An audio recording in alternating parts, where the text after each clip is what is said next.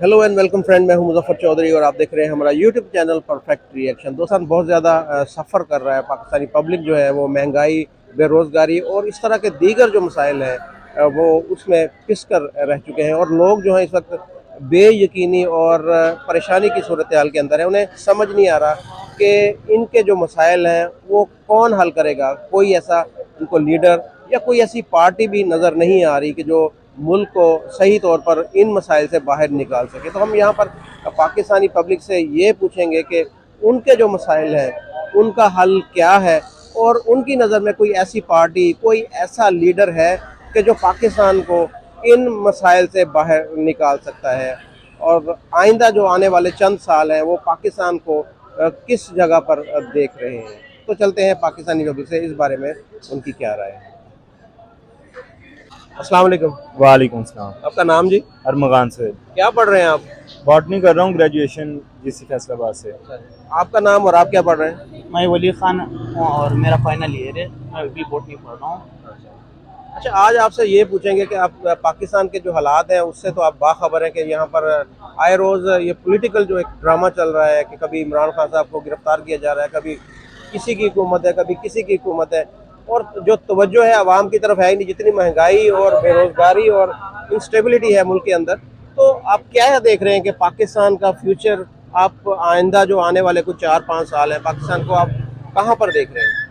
Sir, Pakistan की जो future में हम देख रहे हैं कि अगर तो पाकिस्तान में पॉलिटिकल स्टेबिलिटी आती है तब तो इसका फ्यूचर किसी ना किसी हद तक कुछ ना कुछ ब्राइट हो सकता है। लेकिन जो इस वक्त हमारी पॉलिटिकल इंस्टेबिलिटी चल रही है, हमारे इदारे अपना काम नहीं कर रहे, हमारी गवर्नमेंट को इंटरप्शन की जा रही है हर बात में, इसका जैसा कि वली भाई हमारे अभी बता रहे थे कि इसमें अगर हमें कोई रोड मैप मिले पार्लियामेंट की तरफ से, उसमें हमारे जो इदारे हैं, हमारी पुलिस, हमारी इस्टेब्लिशमेंट, हमारे जो डेमोक्रेट्स हैं वो अपने एक रास्ते पर चलें और हमारी गवर्नमेंट अवाम के लिए कुछ अच्छे ज़्यादा इक़दाम करे अवाम की भलाई के लिए, तब तो इसका कुछ ना कुछ बन सकता है पाकिस्तान का। नहीं तो जैसा कि अभी सर्वे में बता रहे थे कि जितने भी पढ़े लिखे लोग हैं ऑलमोस्ट 60 to 70% वो बाहर जाना चाह रहे हैं, बल्कि जाना चाह रहे जो हैं वो तो 100% है। तो काफ़ी ज़्यादा पढ़े लिखे लोग यहाँ से बाहर चले, 8 लाख के करीब, 8 लाख के करीब तकरीबन यहाँ से चले जा चुके हैं और उससे भी ज़्यादा हम लोग खुद इसी ट्राई में है कि हमारा बाहर का वीज़ा निकल जाए। तो अगर पढ़े लिखे लोग सारे ये मुल्क छोड़ के चले गए तो इस मुल्क का क्या बनेगा? आप लोगों ने यहाँ पर रहकर इस मुल्क को तो सर्व आप लोगों ने ही करना है ना। इस मुल्क को सर्व तो हम लोगों ने करना है, लेकिन हमें अपना भी कुछ नज़र आए ना कि यहाँ पे हम लोग रह के हमें भी कुछ नज़र आए कि कोई फ्यूचर है यहाँ पे रह के। अभी आप हमारी इकॉनमी को देखें कि एक चीज़ जो इंडिया भी पाकिस्तान के साथ ही आज़ाद हुआ था, जो चीज़ इंडिया का रुपये में 2-2.5 करोड़ की है वो पाकिस्तान में 12-13 करोड़ रुपए की मिली। तो ऐसा क्यों है? वहाँ पे भी तो टैक्स हो रहा है ना, यहाँ पे भी हुकूमत टैक्स ले रही है, लेकिन वहाँ पे वही चीज़ 2.5-3 करोड़ की है और यहाँ पे वही चीज़ 12-13 करोड़ रुपए की है। हमारी करेंसी की डिवैल्यूएशन इतनी हो चुकी है, हमारे ग्रीन पासपोर्ट की इज्जत माशाल्लाह इतनी है कि अगर कोई बंदा बाहर चला जाए तो उसको 3-3 घंटे बिठा के रखते हैं कि हाँ जी भाई आ जाएं, आपसे कुछ नहीं करनी है, आप यहाँ करने क्या आए हैं। आम बंदे की तो अलग से बात है, हमारे प्राइम मिनिस्टर को रोक लिया जाता है जैसे कि शाहद खाकान अब्बासी को। बस ये हमारे हालात हो चुके हैं इस वक्त। अच्छा, आपसे मैं पूछूंगा कि आपकी क्या राय है कि कुछ हालात बेहतर होने जा रहे हैं पाकिस्तान के, कुछ नज़र आ रहा है आपको? सर, मेरे ख्याल में इसका वाहिद हल है कि आज़ाद पार्लियामेंट हो। हमारे जितने भी पार्लियामेंट्स बने हैं, जितने भी इलेक्शंस हुए हैं वो इलेक्शन फेयर नहीं हुए। फेयर इलेक्शन नहीं, फ्री एंड फेयर इलेक्शंस कभी नहीं हुए। अगर 50% भी हो जाते तो आज ये हालात हमें देखने ना पड़ते हैं। जब हमारी खारजा पॉलिसी जो नहीं वो आज़ाद हो जाएगी, हम किसी के ज़ेर असर नहीं रहेंगे, तब हमारे हालात नहीं। खारजा पॉलिसी हमारी कैसे आज़ाद होगी? सपोज आप अभी आप जैसे आपने बात की हमारे फेयर इलेक्शन भी हो जाते हैं, आप किस पार्टी को सपोर्ट करते हैं वैसे मुझे बताएं। हमारे तहरीक, शायद आपने सुना होगा, मंजूर पश्तीन का। अच्छा, हम इसके फॉलोअर्स हैं। अच्छा चले, आप ये अभी वो तो पावर में नहीं आ सकते जो हालात हैं। आप इमरान खान साहब की बात ले लें कि इमरान खान साहब पावर में आ जाते हैं और 2/3 मेजॉरिटी से आ जाते हैं, तो क्या समझते हैं कि तब हमारी पाकिस्तान की फॉरेन पॉलिसी जो है वो आज़ाद हो जाएगी? इस तरह से आज़ाद होनी चाहिए जिस तरीके से इंडिया की आज़ाद है कि वहाँ के जो उनके जो फॉरेन मिनिस्टर है जयशंकर जी, वो अमेरिका के साथ भी उनके अच्छे रिलेशन है, उनके रशिया के साथ भी अच्छे रिलेशन है, वो चाइना के साथ भी ट्रेड कर रहे हैं, वो अमेरिका के साथ भी ट्रेड कर रहे हैं। तो इस तरह की हमारी फॉरेन पॉलिसी हो जाएगी तब। सर, जो बाहर कंट्रीज के जो सुपर पावर्स की इन्फ्लुएंसी हैं वो हमारे रगों में बस चुकी है। हमारे इवन हमारे इदारे भी इस वक्त तकसीम है। ये अगर हम अदलिया को देखें, अदलिया जो नहीं वो हाफ जो नहीं अमेरिकन साइड पे हैं उस ब्लॉक में बैठे हुए, हाफ जो नहीं वो चाइनीज़ के साइड पे बैठे हैं। पार्लियामान को देखे कुछ जो नहीं पार्टीज़ हैं वो अमेरिका के साइड पे और कुछ जो नहीं वो रशियन और चाइनीज़ के साइड पे हैं।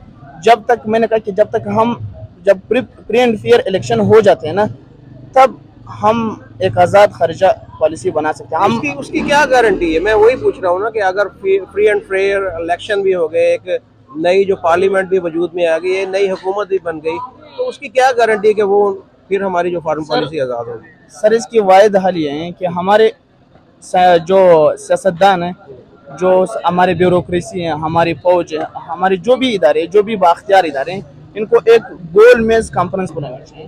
3-4 दिन तक इस पर तफसीली बात करनी चाहिए। यार हम आखिर एक हल निकालना चाहिए हमें। हम इन हालात में गिर गए, हम डिफॉल्ट से जो है एक कदम की दूरी पे हैं। अगर इन ही हालात में हम खुद को न संभल सके तो शायद फिर हम पछताएंगे। हमें सिर्फ रिग्रेट होगा कि काश हम आज से, अब बात सालों की नहीं, बात महीनों की रही, कुछ महीने पहले इन इश्यूज पर बैठ जाते हैं तो आज हमें ये हालात न देखने पड़ते। हमारे सारे जो स्टेक होल्डर्स हैं इनको एक गोल मेज कॉन्फ्रेंस बुलानी चाहिए, 3-4-5 दिन तफसीली बात करनी चाहिए। और मैं कहता हूँ कि इनको कमरे में बंद करके बाहर से ताला लगा देना चाहिए जब तक ये आपस में मुत्तफिक ना हो। ये सारे जितने भी स्टेक होल्डर हैं, इमरान खान भी उसमें शामिल है, उसमें शहबाज शरीफ, उसमें सारी पॉलिटिकल पार्टी और एस्टेब्लिशमेंट भी साथ, एस्टेब्लिशमेंट जो अदलिया, पुलिस, सारे जो भी हमारे एक कमरे में बंद कर दिया जाए और बाहर से ताला लगा दिया जाए। भाई जब तक आप लोग मुत्तफिक नहीं होते आपने बाहर नहीं निकलना। सर देखिए, जो ने जहाँ पर इख्तिलाफ नहीं होते वो भी सोसाइटी नहीं होती। बेशक हमारे जो ने बीच में पॉलिटिकल, तो सिर्फ इख्तिलाफ ही नहीं, इत्तेफाक भी होना चाहिए ना। हाँ इख्तिलाफात होने चाहिए, लेकिन जब कौमी मसले थे तब हमें एक होना चाहिए, चाहे हमारी इस्टेब्लिशमेंट हो चाहे हमारे अदलिया हो। लेकिन इस वक्त पाकिस्तान इतनी गंभीर सिचुएशन में फिर भी हम एक नहीं हो रहे। वो कौन से इससे ज्यादा अच्छा, कोई इन्हें असर ही नहीं, कोई परेशानी नहीं है, कोई फिक्र ही नहीं है कि यार मुल्क का क्या हाल हो रहा है, मुल्क कहाँ पर जा रहा है। और ये वही अपनी वो रिवायती जो जंग है वो लड़ रहे हैं, कुर्सी की जंग में लड़ रहे हैं और एक दूसरे की टांगे खींच रहे हैं। सर एक बात है, अवाम में भी अब शऊर आनी चाहिए।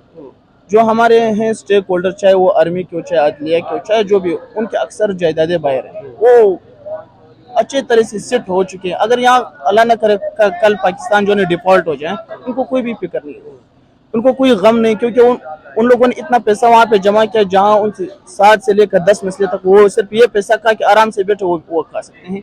आवाम को भी कुछ करना चाहिए, आवाम को भी अब थोड़ी सी जो है वो मज़ाहिमत करना चाहिए। जैसे हम देख रहे हैं बाहर के कंट्रीज में, तुर्की की मिसाल हमारे सामने, और भी इस तरह बहुत से कंट्रीज।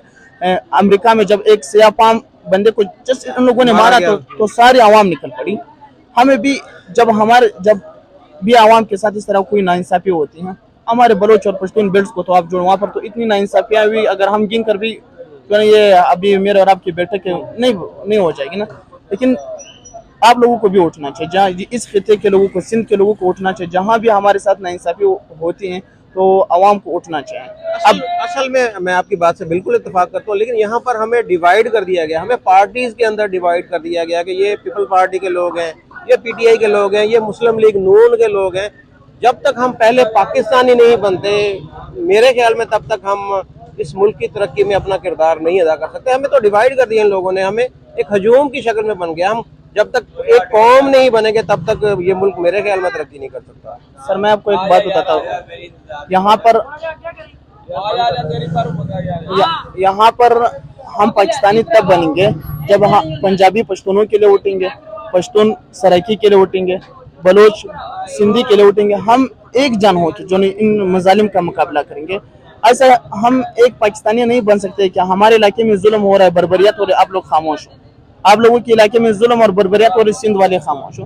हम तक एक नेशन बनेंगे, एक जो नहीं वो पाकिस्तानी बन सकते हैं जब हम एक दूसरे के दर्द और तकलीफ को समझ सकें। अच्छा, आपका इस बारे में क्या ख्याल है कि जैसे भाई ने बात की कि हमें एक नेशन, एक कौम बनने की ज़रूरत है। हम जो यहाँ पर आप किसी से भी बात करें, हमने पीछे एक इंटरव्यू किया था, जो पीटीआई के लोग, अक्सर जो लोग ये कह रहे थे कि जी हमारे लिए इमरान खान पहले और मुल्क बाद में है। तो ये हमें ये नहीं चाहिए कि हम पहले हर चीज़ में अपने वतन को, अपने मुल्क को आगे रखें? इसमें सबसे पहले तो ये है कि ये मुल्क हमें एक कटोरी में नहीं मिला, इसको हमने बहुत ज़्यादा कुर्बानियाँ दे के हमारे बाप-अजदाद ने हासिल किया, ठीक है। उसके बाद अभी आप देख लें 9 मई का जो वाक़या हुआ है, इमरान खान को गिरफ्तार किया गया। अब उसे गिरफ्तार किया, उसको किसी इल्ज़ाम में गिरफ्तार किया गया, उसमें हमारी नुकसान किसका हुआ है? इतनी ज़्यादा आप लोगों ने नुकसान किए हैं, रोड्स ब्लॉक कर दिए, आर्मी तनसीबात को आप लोगों ने निशाना बनाया, मोटरवे को आग लगा दी, उसके अलावा टूल टैक्सेस को आग लगा दी, हर जगह पे इन्होंने जलाओ घिराव किया। मतलब उसमें अरबों अरबों का नुकसान हुआ, किसका हुआ? अवाम का, अपने अवाम। नुकसान जो एक आप माली नुकसान एक अलग हुआ है, एक जो बदनामी हुई है अलग, वो अलग हुई है। पूरी दुनिया के अंदर पाकिस्तान की बदनामी हुई है। अब कोई यहाँ पर इन्वेस्टमेंट आएगी कि जिस तरह के हालात पूरी दुनिया ने देखे कि पाकिस्तान के अंदर ये सलूक होता है, यहाँ पर जलाओ घिराओ और ये वाली पॉलिसी चल रही है, तो कौन यहाँ पर आएगा अपनी इन्वेस्टमेंट यहाँ पर करेगा? अभी वली भाई ने कहा कि हमें एक कौम बन के उठना होगा। हमारी रेड लाइन ना इमरान खान है, ना हमारी रेड लाइन पाक आर्मी है, ना हमारी रेड लाइन कोई अदलिया का कोई बंदा है, ना हमारी रेड लाइन कोई गवर्नमेंट है। हमारी रेड लाइन होनी चाहिए पाकिस्तान की तरक्की, पाकिस्तान की खुशहाली और पाकिस्तान का दिफा, ठीक है। अगर हम लोग इसी में सिंसियर होकर काम करना शुरू कर देना कि हमारे पाकिस्तान को हम लोगों ने एक तरक्की याफ्ता मुल्क बनाना है, तो हम लोग कहीं आगे जा सकते हैं। लेकिन हम लोगों को, वही आपने बात की कि हम लोगों को इन्होंने पार्टीशन हमारी कर दी है कि ये लोग नून लीग के हैं, जो नून लीग के सपोर्टर हैं वो नून लीग वाले जितना मर्जी गलत कर लें वो उसको सपोर्ट करेंगे, वो उसको डिफेंड करेंगे, नहीं ऐसे नहीं ऐसे हुआ था, ऐसे नहीं ऐसे हुआ था। पीटीआई के लोग हैं, इमरान खान जो मर्जी कह ले उसको उसमें। और दूसरी बात, इन लोगों ने हमको मजहब के नाम पे इतना ज़्यादा डिवाइड कर दिया है, इतना ज़्यादा डिवाइड कर दिया है कि हम लोग एक दूसरे को मुसलमान ही नहीं मानते। अब अहले तशय्युह लोग हैं, हम उन्हें कहते हैं कि ये काफिर हैं, वो हमें कहते हैं कि ये लोग काफिर हैं। मतलब इन लोगों ने हमें इतना ज़्यादा डिवाइड कर दिया, इतना ज़्यादा डिवाइड कर दिया कि हम लोग एक थाली में नहीं खा सकते। हालांकि हमारे नबी पाक सल्लल्लाहु अलैहि वसल्लम ने तो ये भी कहा था कि काफिर के साथ भी अगर खाना पड़े तो खा लो, ये लोग नहीं खाते।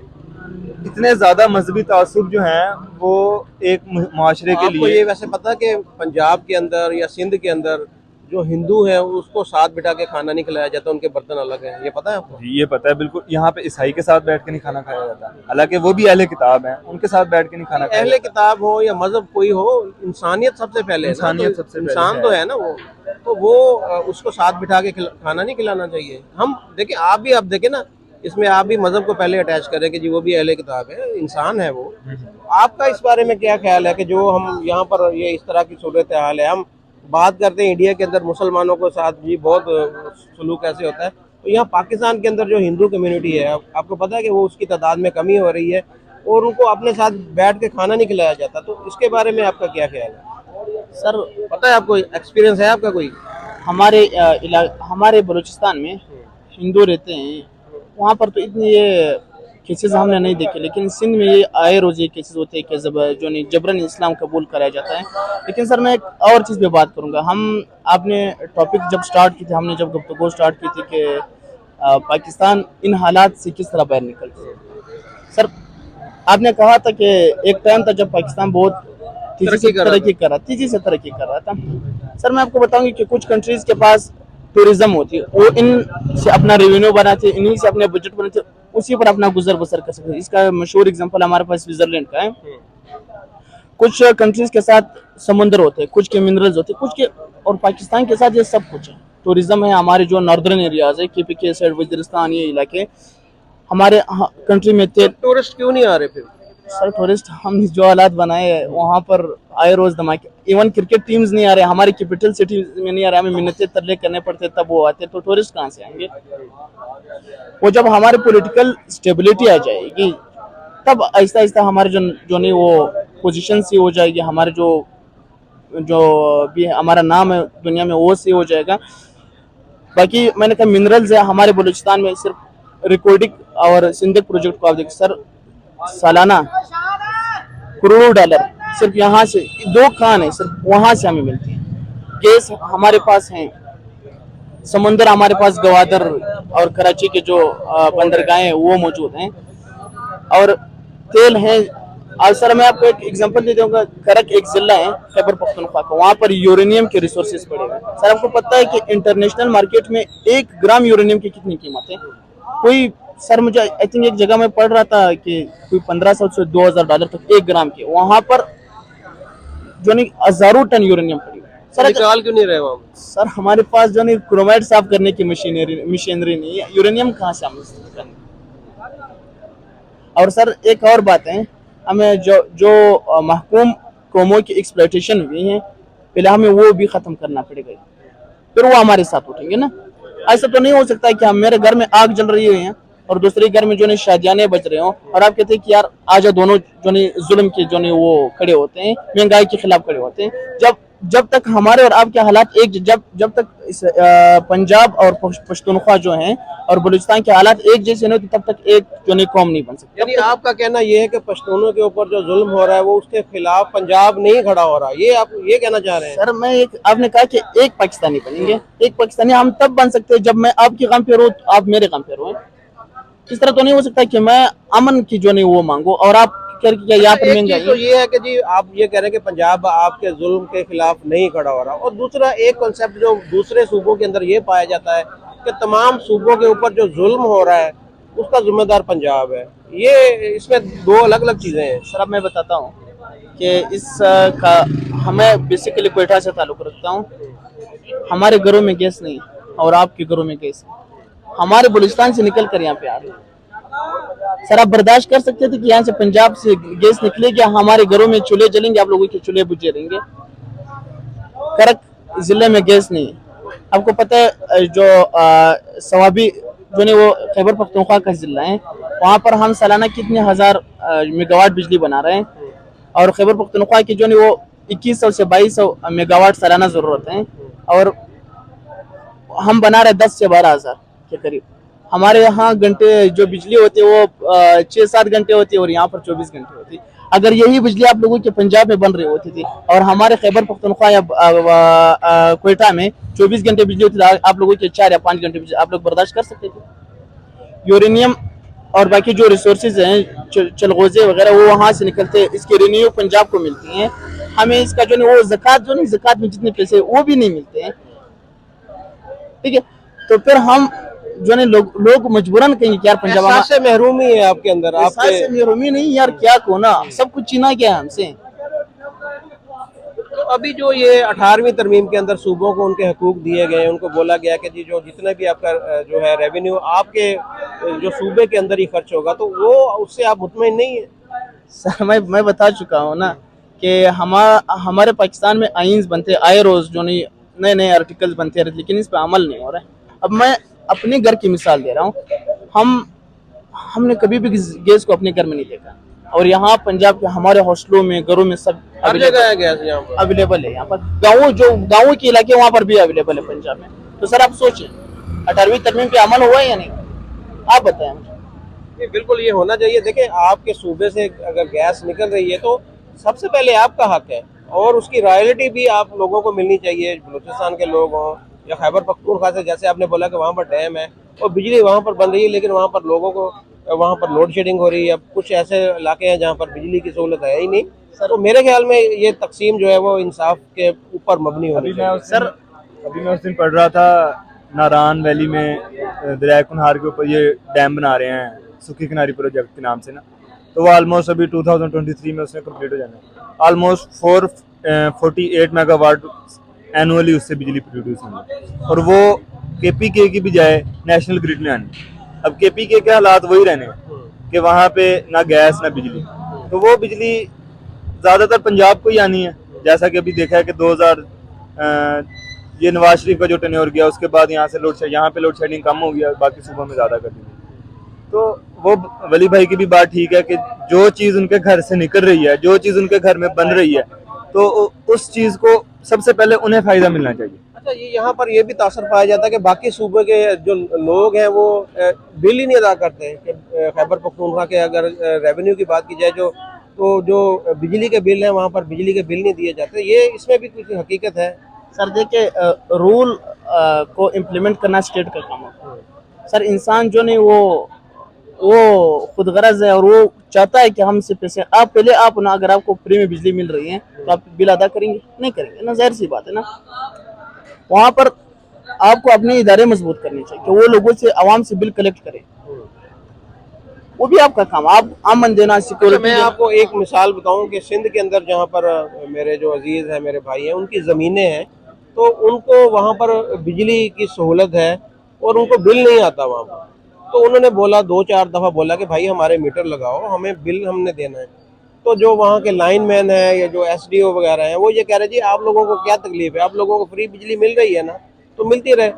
वजह क्या है कि आगे एक एमएनए और एमपीए का घर है, उसको भी फ्री बिजली मिल रही है। अगर वहाँ पर अगर मीटर लग जाता है तो वो फिर एक नई लाइन उन्हें डिक्लेयर करनी पड़ेगी कि ये नई लाइन जा रही है, तो एमएनए या एमपीए को भी बिल देना पड़ेगा। इस वजह से वो जितने लोग रास्ते में जा रहे हैं उन सबको बिजली वो फ्री मिल रही है सिंध के अंदर। सर आप मेरे एक बात से इत्तेफाक करेंगे, क्या कोई स्टेट से ताकतवर हो सकता है? नहीं हो सकता। तो फिर ये जो नहीं, ये जो बंदे हैं ना, ये मैं सर आपको बता दूंगी कि ये हमारे जो ताकतवर और बासर अपराध हैं, ये उनके चमचे होते हैं, ये उनके अपने बंदे होते हैं। अगर सर एक और बात मैं आपको बता दूं, आपने ये कभी सुना है कि पूरा पाकिस्तानी निज़ाम जो है वो रावलपिंडी के 14-15 खानदानों के पास, क्या मानेंगे सर? ये मेरी इस बात से इत्तेफाक करेंगे?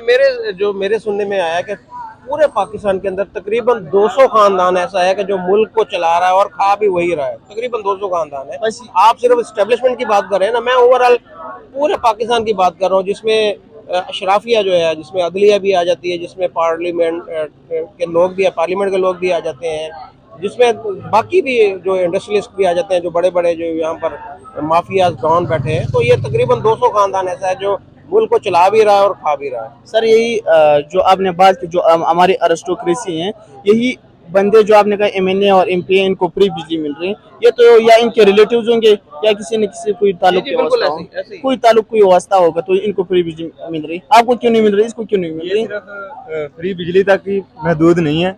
मैं आपको भी अपने इलाके का वाकया बताता कौन हूँ। सा इलाका आपका? सरगोदा सिटी है। हमारे वहाँ एमपीए ने ग्रांट मंजूर करवाई कि शाहपुर सिटी गांव से हूँ मैं, कि शाहपुर सिटी से शाह यूसुफ गांव तक रोड बनाया जाएगा ना, 1 वे। तो अवाम बड़ी खुश थी कि रोड बन जाएगा, कुछ सहूलतें आ जाएंगी। तो 4-5 किलोमीटर का उन्होंने रोड बनाया, उसके बाद उस रोड का रुख अपने डेरे की तरफ ले गए। और ना शाह यूसुफ तक वो रोड गया है, और जी वो शाहपुर से लेके उसके डेरे तक गया, उसके बाद वो खत्म। मतलब इन लोगों ने हर किस्म की आसाइश जो है ना वो अपने तक महदूद कर ली है। हमारे सियासतदानों ने, हमारी इस्टेब्लिशमेंट ने। अभी आप डीएचए में चले जाएं या ये जो सिविलियंस जो हैं उनके किसी भी इलाके में चले जाए ना, या डीएचए में चले जाएं या इधर, जिंदगी आपको ऐसे लगेगा कि अलग ही दुनिया। आप ऐसे आपको लगेगा कि हम किसी पाकिस्तान में नहीं है, हम किसी और ही मुल्क में आ गए हैं। वहाँ के रोड्स, वहाँ का इंफ्रास्ट्रक्चर, वहाँ की बिल्डिंग्स, वहाँ का खाने पीने का स्टाइल, वहाँ की गाड़ियाँ, आप कहेंगे क्या। यार मुल्तान का जो डीएचए बना है ना, वहाँ पर आमों के बड़े बड़े बागात थे, सैकड़ों एकड़ जो वहाँ पर आम के बागात थे, और वो डीएचए बनाने के लिए वो पूरे के पूरे बाग को काट दिया गया। तो ये देखें कि किसी दुनिया के किसी मुल्क के अंदर इस तरह नहीं होता होगा कि आपके जो एक असासा है उसको आप खत्म करके वहां पर जो है वो आप पर एक रिहायशी स्कीम बना दें। सर आप यहाँ से हमारी तरजीहात का अंदाजा कर सकते हैं। दुनिया लगी हुई एफोरेस्टेशन यानी दोबारा जंगलात को आबाद करना, हमारी जो नहीं ग्लोबल वार्मिंग जैसे क्लाइमेट चेंजेस यहाँ दुनिया इस वक्त जो गुजर रही है ना, तो दुनिया की तरजीहात में यही शामिल है। अभी रिसेंटली ग्रीन एनर्जी की तरफ जो एक कदम बढ़ाया गया, जो नहीं हमारे बड़े बड़े नेशन से, बड़े बड़े कंट्रीज, इन लोगों ने का एक गैदरिंग हुआ था, उसी में कहा था कि जिस कंट्री ने ज्यादा दरख्त लगाए उसी कंट्री को उसके जो नहीं वो रिवार्ड मिलेंगे, और हम लगे हुए बागात को हजारों दरख्त काट दिए गए। यहाँ से सर आप हमारे तरजीहात का अंदाजा लगाएं। अच्छा, क्लाइमेट चेंज की आपने बात की है। इस दफा जो एक ग्लोबल पूरी दुनिया के अंदर वार्निंग जारी हुई, उसमें पाकिस्तान का नाम भी आया कि जो इस पाकिस्तान को वार्निंग दी गई कि पाकिस्तान की जो ये माहौलियाती तब्दीली का इसके ऊपर असर हो सकता है, और पाकिस्तान के अंदर इस दफा मामूल से ज्यादा बारिशें होंगी और सैलाब का भी खतरा है। तो इस चीजों से कैसे बचा जा सकता है कि आप जैसे बता रहे हैं कि दरख्त ज्यादा लगाने से इसमें कुछ फर्क पड़ेगा, या क्या है इसमें होगा? एक तो हमारे जो टेक्नोलॉजी है जिसको हम इस्तेमाल करते हैं, इसको हमें चेंज करना चाहिए, अल्टरनेटिव सोर्स इस्तेमाल करने चाहिए। जैसे अब हम हमारे हाइड्रोकार्बन जलते हैं ना, इससे हमारे माहौल की गर्मी बढ़ जाती है। हमें ग्रीन एनर्जी के सोर्सेज जैसे सोलर एनर्जी, विंड एनर्जी, बाकी जो एवन जो बिजली होती है जिसको हम बनाते हैं पानी से बनाते हैं, बाकी जो अल्टरनेटिव सोर्सेज को इस्तेमाल करना चाहिए। और एक जो नहीं हमें दरख्त ज़्यादा लगाना चाहिए, जो इसको एफोरेस्टेशन के थे, जैसे इमरान खान ने एक प्रोजेक्ट स्टार्ट किया था बिलियन ट्री सोनामी से, हमारे जो नहीं ट्रिलियन ट्री सोनामी जो नहीं प्रोजेक्ट स्टार्ट होने चाहिए, क्योंकि पाकिस्तान में इस वक्त सिर्फ 6% पे जंगलात है। हालांकि एक कंट्री के लिए इस वक्त आई थिंक अभी रिसेंट की बात है कि 33% जो नहीं वो जंगलात होने चाहिए एक कंट्री को, जिसका माहौल क्लाइमेट जो सस्टेन रहे, जो बरकरार रहे, इसको 33% जंगलात की जरूरत होती है, और हमारी कंट्री में 6% है, और वो भी हम काट रहे हैं।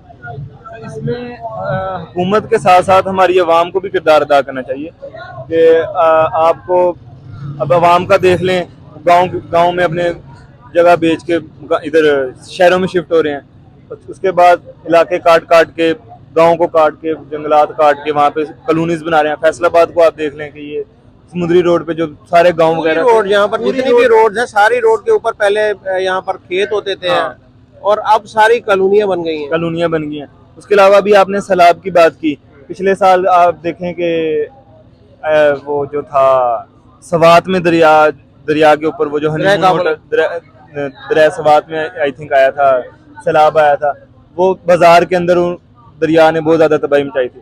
तो उसको हमने कोई प्रिवेंटिव मेजर नहीं ली, कोई उसके ऊपर डैम नहीं, कोई हमने वाटर स्टोरेज के लिए हमने कोई हम लोगों ने कदम नहीं उठाया कि हम लोग अगली दफा उससे बच सकें। अभी रिसेंटली 2 माह पहले उस दरिया ने दोबारा तबाही मचा दी।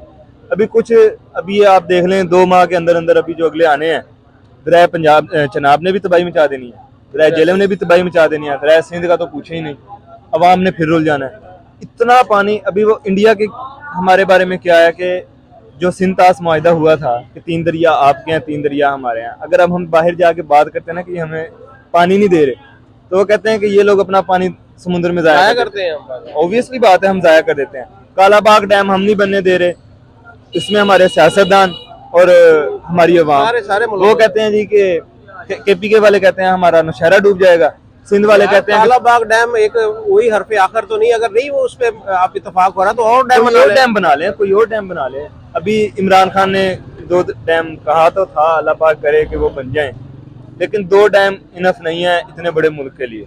इसमें कम से कम 200 से ऊपर डैम होने चाहिए। छोटे बना ले डैम, ये नहीं कि बड़े लेवल पे बनाने चाहिए, छोटे डैम्स बना ले, तो अल्लाह पाक खैर करे इस मुल्क की। अच्छा, आप कोई आखिर में कुछ, जैसे कि आपका ताल्लुक जो मंजूर पश्तीन की एक जमात के साथ है, आपके अंदर कोई, मैं देख रहा हूँ कि कुछ एहसास महरूमी पाई जा रही है कि आप समझ रहे हैं कि कुछ आपके हकूक़ ऐसे हैं कि जो आपको नहीं मिल रहे, कुछ एंड में कुछ बात करना चाहें, हो सकता है हमारे चैनल के तवज्जुह से कुछ लोग देख के तो इसके ऊपर कोई एक्शन ले लें, कोई आपकी बात सुनी जाए, तो कोई एंड में बात करना चाहें। सर, मैं अगर कोई के हालात बहुत ही ख़तरनाक हद तक पहुँच चुके हैं, हमने बांग्लादेश का वाक़या देखा है, वहाँ पर भी एहसास महरूमी पाई जाती थी। एक शेख मुजीब का एक मशहूर कौल है कि मुझे इस्लामाबाद की सड़कों से पटसन की बू आ रही। आज भी जब हम पंजाब की सिटीज़ में घूमते हैं तो हमें अपने पख्तूनख्वा वतन के वसाइल की बू आ रही। हम यही कहते हैं कि हालात बहुत ख़तरनाक हद तक पहुँच गए। वहाँ पर मिसिंग पर्सनस है, कैजुअलिटीज़ हुई हैं, लोगों के घर बर्बाद हुए हैं, बाज़ारें बर्बाद हुए हैं, उनका अजाला करना चाहिए। अब खुदा जो नहीं पख्तूनख्वा के अवाम पर अब रहम किया जाए, बलोच वतन जो नहीं उनकी एक्सप्लॉयटेशन अब रोक देनी चाहिए। अवाम इस हद तक गए कि अब वो इस मुल्क से बेजार हो गए। क्यों नहीं होंगे सर? आप कहेंगे कि 75 साल से इन लोगों की एक्सप्लॉयटेशन मुसलसल होती रही है। इस वक्त रिकॉर्ड पे 10,000 लोग लापता हैं। सर, अगर मैं आपसे कोई अल्लाह न करे आपकी फैमिली से कोई लापता हो जाए तो क्या हालात होंगे आपकी फैमिली? इससे आपको यार अल्लाह करे कि ये मर जाता, कम से कम हमें इसका कब्र का तो पता होता। अभी देखें वो इमरान रियाज खान साहब, हमारे IG पंजाब कहते हैं हमने उसे पंजाब में भी ढूंढ लिया, वो नहीं मिल रहे।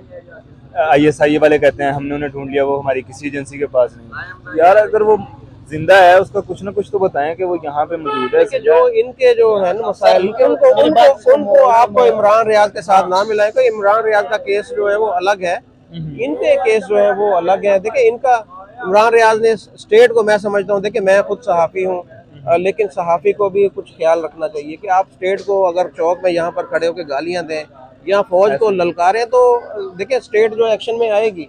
तो मैं समझता हूँ कि देखिए इन लोगों की जानें गई हैं वहाँ पर। ये इमरान रियाज तो आज नहीं तो कल छूट जाएगा। ये अभी भी वो मैं एक न्यूज़ में देख रहा था कि उनके लॉयर ने बोला कि जी वो ठीक है, खैरियत से है, तो वो छूट जाएगा। लेकिन इनके मसाइल ज़्यादा गंभीर हैं। इनको वहाँ पर जैसे बता रहे हैं कि कल भी हमारी बात हुई थी तो फाटा के जो हमारे दोस्त थे वो भी बता रहे थे कि वहाँ पर मिसिंग पर्सन के अलावा जो वहाँ पर ड्रोन अटैक हुए थे पीछे कुछ सर अब वो अरमगाम भाई ने मेरी बात में जो नहीं खलल डाली।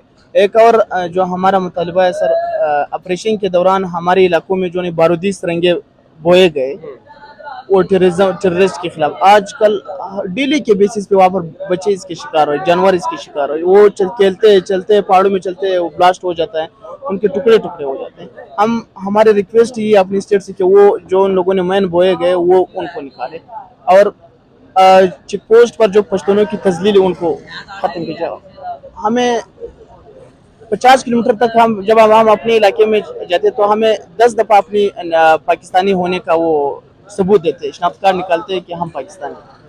और हमारे वसाइल पर जो नाजायज़ कब्ज़ा हुआ है, हमारे वसाइल पर वो नाजायज़ कब्ज़ा ख़त्म होना चाहिए और एक ट्रुथ एंड रिकन्सिलिएशन कमीशन बनाई चाहिए कि जो हमारे कत्ल में मुलविस है, हमारे जो इस हालात में मुलविस है, इनको सज़ा देनी चाहिए। चाहे जो जर्नल से लेकर एक आम पॉलिटिकल वर्कर तक है, जो भी हमारी इस तबाही में आपकी जो मंजूर पश्तीन की पार्टी, उसके ऊपर इल्ज़ाम भी लगता है कि जी ये स्टेट के खिलाफ इन्होंने हथियार उठाया, ऐसी भी कुछ बात है वहाँ पर? सर इसका कोई सबूत तो वो दे देना।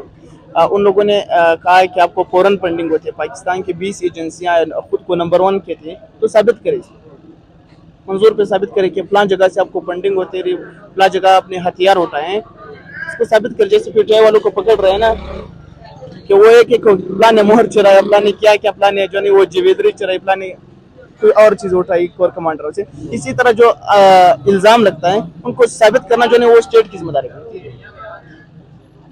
तो दोस्तों ये आज हमने पाकिस्तानी जो स्टूडेंट है, ये पंजाब से इनका तल्लक है, इनका तल्लक खैबर पख्तूनख्वा से है, कोयटा से है, और लेकिन ये इनकी जो पार्टी मंजूर पश्तीन की वो मेरे ख्याल में खैबर पख्तूनख्वा दोनों में है।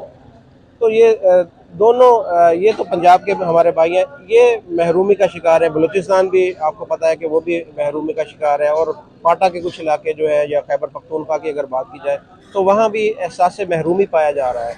तो हमारी जो स्टेट है उसको चाहिए कि इसके ऊपर फौरी तौर पर एक्शन लिया जाए।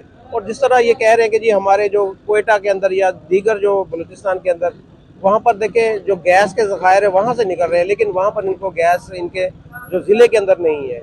और इसी तरह खैबर पख्तूनख्वा के अंदर ये बता रहे हैं कि जी वहाँ पर डैम मौजूद है, लेकिन खैबर पख्तूनख्वा के अंदर जो सबसे ज़्यादा जो लोड शेडिंग वहीं पे हो रही है। तो ये सारी चीज़ें, इसकी तकसीम जो है वो इंसाफ पर मबनी होनी चाहिए। और उसके बाद जैसे इन्होंने जिक्र किया कि एक मिसिंग पर्सन है 10,000 के करीब, जो मिसिंग पर्सन है उनका पता ही नहीं कि वो कहाँ गए। तो खुदारा इस तरह के कामों से परहेज़ किया जाए। ये हमारे पाकिस्तानी भाई हैं, ये हमारे वतन हमारे पाकिस्तान से बहुत प्यार करते हैं, इनकी जान इनका हर चीज़ ये अपने मुल्क के लिए पाकिस्तान के लिए कुर्बान करते हैं। यही लोग थे जब इन्होंने बोला था कि ये जो सरहद है अफगानिस्तान वाली सरहद है इसको आप छोड़ दें, ये खुद हम संभालेंगे। ऐसे ही ना आपके बड़ों ने बोला था कि जी ये सरहद हमारी सरहद है, कोई दुश्मन इधर हमारी तरफ आंख उठाकर भी नहीं दे सकता। तो ये वही लोग हैं, ये उन्हीं के औलादे हैं, तो इनके ऊपर ट्रस्ट करने की ज़रूरत है, इनको अपना एतबार दिलवाने की ज़रूरत है। और इनके जो हकूक़ हैं वो अगर आप दिलवाएंगे, इनको जो मिसिंग पर्सन है या इनके जो भी मुतालबात हैं अगर वो पूरे करेंगे तो मेरे ख्याल में इससे हमारी जो उस हिस्से के अंदर जो एक बेयकीनी की सूरत हाल है या जो हालात वहाँ पर ख़राब है वो उसको नॉर्मल करने में मदद मिलेगी। तो ये आज का हमारा प्रोग्राम था, उम्मीद करते हैं कि आपको ये पसंद आएगा। हम जो इस तरह के हसास मौजू हैं उसके ऊपर बात करते रहेंगे जब तक ये मसाइल पाकिस्तान के हल नहीं होते और पाकिस्तान सही तरीके से एक क़ुव्वत और ताकत बनकर नहीं उभरता। तब हमें अब इजाज़त दीजिएगा, हमारे चैनल को सब्सक्राइब ज़रूर कर दीजिएगा। अपना ख्याल रखिएगा। अल्लाह हाफ़िज़।